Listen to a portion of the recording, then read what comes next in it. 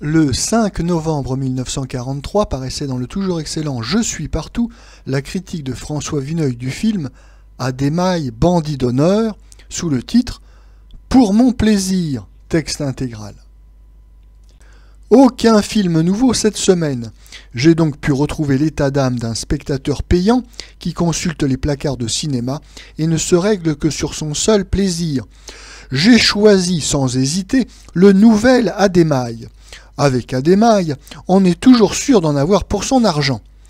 Je dois ajouter que son dernier film est apparu pendant les vacances, que, depuis, nous avons été requis par des spectacles évidemment plus imprévus et plus importants. Mais je ne me serais jamais pardonné d'avoir passé sous silence dans cette rubrique un film du cher et délicieux Noël. Rien de plus sympathique que le générique d'Adémaï, bandit d'honneur, produit par les prisonniers associés. Le nom de chaque collaborateur, ou peu s'en faut, s'accompagne du numéro d'un stalag où il passa de longs mois.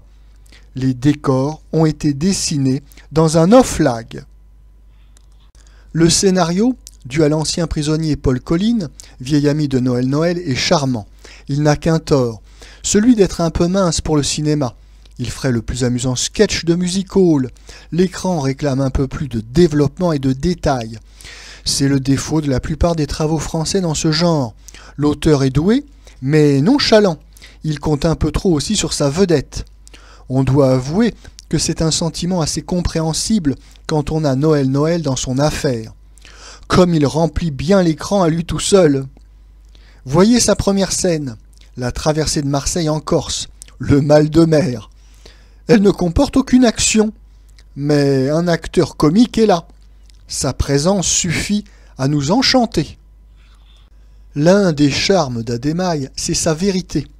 Noël a précisé encore quelques traits de son personnage. Le petit paysan poitevin aux yeux ronds et à un nez naïf, que nous connûmes sous le calot du conscrit, est venu vers les hommes des grandes villes, qui ne l'ont pas trouvé plus malin que le Gaspard Hauser de Verlaine. Il travaille à remplir des boîtes dans une usine de cirage. Son chapeau, son veston, ses gestes sont exactement ceux d'un prolétaire mi-cutéreux, mi-employé, chez qui l'humilité un peu servile, née d'un travail machinal, s'ajoute à l'accent du terroir. Adémaï débarque donc en Corse, où de vagues cousins l'ont invité à passer ses vacances. C'est son premier grand voyage. Il est content, il va se reposer.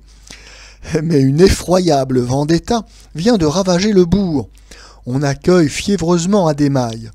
Il a beau n'être qu'un vague parent, il n'en reste pas moins le seul mâle valide dans la famille après la fusillade de l'avant-veille. Le voilà chargé de défendre l'honneur de la lignée contre le premier tireur du pays, le joyeux Mandolino. Le pauvre Adémaï vit dans des alarmes abominables. Ah, il n'a pas l'âme corse. Eh ben, je pourrais aller faire un petit peu là de vendetta entre 3 et 4 heures, s'il fait beau, soupire-t-il. Les choses s'arrangent avec Mandolino, en qui Adémaï reconnaît un copain de régiment. Mais un nouvel adversaire se révèle intraitable, celui-là. Il s'est échappé de prison pour continuer la vendetta. Du côté de l'autorité, Adémaï n'a pas plus de chance. Le chef de la gendarmerie locale est son ancien adjudant, le plus affreux adjudant de la terre. Et pour comble d'infortune, Adémaï est tombé amoureux d'une jolie cousine. Noël évolue au milieu de ses aventures avec une ravissante drôlerie qui transforme les actes les plus insignifiants. Il sait être irrésistible en descendant d'un autocar, en s'engageant d'un pied maladroit dans un sentier de chèvres où roulent les cailloux. C'est le seul acteur français qui joigne à ce comique physique, absolument original, et de chaque instant, un comique psychologique, plein de finesse. Noël est capable de nuancer à l'infini les expressions de la frousse, de la vantardise, de la maladresse, du mensonge ingénu. C'est pourquoi nous souhaiterions tant qu'on sut lui fournir des scénarios un peu plus étoffés.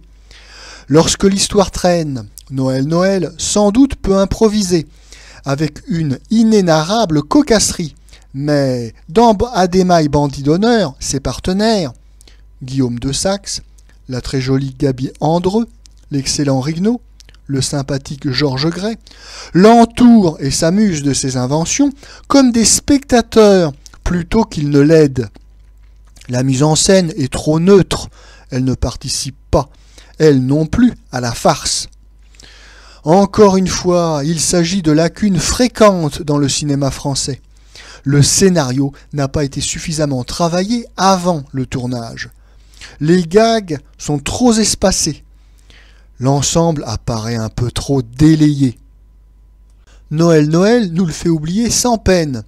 Mais nous persistons à regretter, après Adéma et Bandit d'honneur, comme après Adéma au Moyen-Âge, et même Adéma Aviateur, qu'un comédien d'une telle qualité n'apparaisse pas dans un vrai chef-d'œuvre cinématographique. De toute manière, il est inexplicable que ces apparitions soient si rares. Nous avons la chance de posséder, seul en Europe, un grand comique de l'écran, ayant créé un type complet, qui nous apporte ce bienfait, le rire franc et simple. Et nous ne l'utilisons pour ainsi dire pas. Le cinéma, dans ses origines, était mieux avisé. Il connaissait le prix de la gaieté, et il avait fait un sort magnifique à Max Linder.